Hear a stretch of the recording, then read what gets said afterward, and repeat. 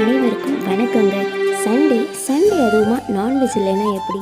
So இன்றைக்கி non veg வாங்கலான்னு நம்ம வந்த இடம் தான் திருச்சி காசி விலங்கி மீன் மார்க்கெட்.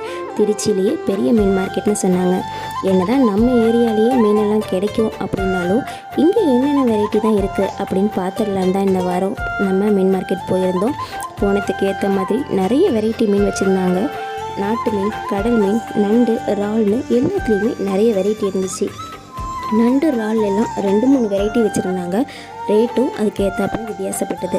நான் கடலோர பகுதி அப்படிங்கிறதுனால அங்கே உள்ள ரேட்டை கேட்டுட்டு இங்கே கேட்கும்போது எனக்கு பர்சனலாக அது கொஞ்சம் ஷாக்கிங்காகவே இருந்துச்சு.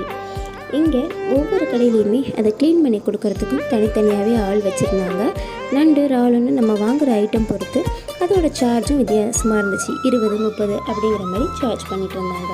இது ஓரளவுக்கு பெரிய மீன் மார்க்கெட் தான். நம்ம கொஞ்சம் பகுதியை மட்டும்தான் கவர் பண்ணியிருந்தோம். இங்கே ஹோல்சேல்லையுமே மீன் கிடச்சிருங்க. நம்ம திருச்சியில் இருக்கக்கூடிய மக்கள் யாரெல்லாம் இங்கே மீன் வாங்கியிருக்கீங்கன்னு கமெண்ட்டில் சொல்லுங்கள். நாங்கள் அன்றைக்கி கொஞ்சம் எங்களுக்கு தேவையானதை வாங்கிட்டு கிளம்பிட்டோம்.